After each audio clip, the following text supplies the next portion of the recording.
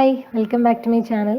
ഇന്ന് ഞാൻ ചെയ്യുന്നത് ഒരു തക്കാളിക്കറിയാണ്. വളരെ എളുപ്പം തയ്യാറാക്കാൻ പറ്റുന്ന ഒരു കറിയാണിത്. ബാച്ചിലേഴ്സിനൊക്കെ വളരെ ഈസി ആയിട്ട് തന്നെ തയ്യാറാക്കിയെടുക്കാൻ പറ്റും.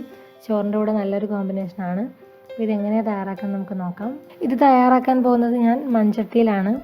അപ്പോൾ ചട്ടി ഒന്ന് ചൂടായി വരുമ്പോൾ അതിലേക്ക് 2 ടേബിൾ സ്പൂൺ വെളിച്ചെണ്ണ ചേർത്ത് കൊടുക്കാം. വെളിച്ചെണ്ണ ഒന്ന് ചൂടായി വന്നിട്ട് അതിലേക്ക് 1/4 ടീസ്പൂൺ ഉലുവയും 1/4 ടീസ്പൂൺ കടുകും ചേർത്ത് കൊടുക്കാം. കടുക് ഒന്ന് പൊട്ടി വരുന്നത് വരെ വെയിറ്റ് ചെയ്യാം.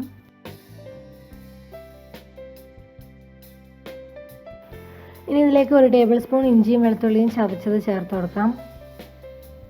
കുറച്ച് കറിവേപ്പില കൂടി ചേർത്ത് കൊടുക്കാം. എന്നിട്ട് ഇതിനെ കുറച്ച് സമയം ഒന്ന് വഴറ്റിയെടുക്കാം. ഇനി ഇതിലേക്ക് ഒരു വലിയ സവാള അരിഞ്ഞ് ചേർത്ത് കൊടുക്കാം. എന്നിട്ട് ഈ സവാള നന്നായിട്ടൊന്ന് വഴറ്റിയെടുക്കണം.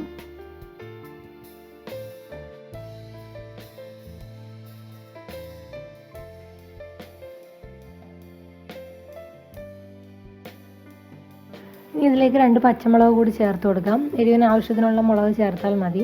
നമ്മൾ മുളക് പൊടി ചേർക്കുന്നുണ്ട്, അതുകൂടാതെ പച്ചമുളക് വേണമെങ്കിൽ ചേർത്ത് കൊടുക്കാം. ഇനി ഇതിലേക്ക് പൊടികളൊക്കെ ചേർത്ത് കൊടുക്കാം. ആദ്യം ഒരു 1/4 ടീസ്പൂൺ മഞ്ഞൾപ്പൊടി ചേർത്ത് കൊടുക്കാം. 1 ടേബിൾ സ്പൂൺ മുളക് പൊടി ചേർത്ത് കൊടുക്കാം. 1/4 ടീസ്പൂൺ പെരുംജീരകപ്പൊടി ചേർത്ത് കൊടുക്കാം. ഇനി പൊടികളുടെയൊക്കെ പച്ചമണം മാറി വരുന്നവരെ ഇതിനൊന്ന് വഴറ്റി കൊടുക്കാം. മുളക് പൊടി ആവശ്യത്തിന് ചേർത്താൽ മതി. ഇതിപ്പോൾ ഞാൻ കാശ്മീരി മുളക് പൊടിയാണ് ചേർത്തേക്കുന്നത്, അതുകൊണ്ട് നല്ല കളറ് കിട്ടും. ഇപ്പോൾ പൊടികളൊക്കെ നന്നായിട്ട് മൂത്ത് വന്നിട്ടുണ്ട്. ഇനി ഇതിലേക്ക് 1-2 തക്കാളി അരിഞ്ഞ് ചേർത്ത് കൊടുക്കാം. ചെറിയ തക്കാളി ആണെങ്കിൽ 2 ചേർത്ത് കൊടുക്കാം. ഞാനിപ്പോൾ ഒരു വലിയ തക്കാളിയാണ് ഇതിൽ ചേർത്തിരിക്കുന്നത്. ഈ തക്കാളി ഒന്ന് വഴറ്റിയെടുക്കണം. ആവശ്യത്തിനുള്ള ഉപ്പ് കൂടി ചേർത്ത് കൊടുക്കാം. എന്നിട്ട് നല്ലതുപോലെ മിക്സ് ചെയ്തെടുക്കാം. ഈ തക്കാളി നമുക്കൊന്ന് അടച്ചു വെച്ച് വേവിച്ചെടുക്കാം. 1-2 മിനിറ്റ് ഇതിനെ ഒന്ന് അടച്ചു വെച്ച് വേവിക്കാം.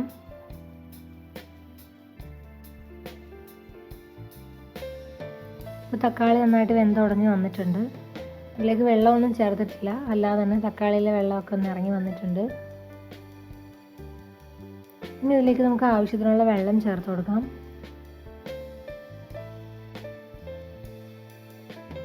എന്നിട്ട് നല്ലപോലെ മിക്സ് ചെയ്ത് കൊടുക്കാം. ഇനി ഇതിലേക്കൊരു ചെറിയ ഉരുള വാളൻപുളി ചേർത്ത് കൊടുക്കാം. അതിനെ വെള്ളത്തിൽ ആദ്യം ഒന്ന് പിഴിഞ്ഞെടുക്കണം. എന്നിട്ട് ഇതിനെ അരിച്ച് കറിയിലേക്ക് ചേർത്ത് കൊടുക്കാം.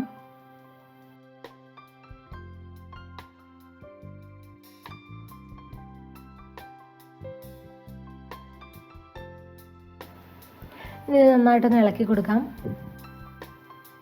ഇനി നമുക്കിതിനെ കുറച്ച് സമയം അടച്ചു വെച്ച് തിളപ്പിച്ചെടുക്കണം. ഒരു 2-3 മിനിറ്റ് അടച്ചു വെച്ചൊന്ന് തിളപ്പിച്ചെടുത്താൽ മതിയാവും. ഇപ്പോൾ കറി നല്ലതുപോലെ തിളച്ച് വന്നിട്ടുണ്ട്. ഇനി ഇതിനെ ലോ ഫ്ലെയിമിലേക്ക് മാറ്റി കുറച്ച് സമയം കൂടി ഇതിനെ തിളപ്പിച്ചെടുക്കണം.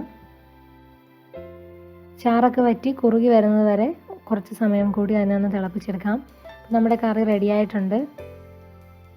വളരെ എളുപ്പം തയ്യാറാക്കാൻ പറ്റുന്ന നല്ലൊരു കറിയാണിത്. എല്ലാവരും ട്രൈ ചെയ്ത് നോക്കണം. റെസിപ്പി ഇഷ്ടമായെന്ന് വിചാരിക്കുന്നു. വീഡിയോ ഇഷ്ടമായാൽ ലൈക്ക് ചെയ്യുക, കമൻറ്റ് ചെയ്യുക. ആദ്യമായിട്ടാണ് ഈ ചാനൽ കാണുന്നതെങ്കിൽ സബ്സ്ക്രൈബ് ചെയ്യാനും മറക്കരുത്. പുതിയ റെസിപ്പിയുമായിട്ട് വീണ്ടും കാണാം. Thank you for watching. By.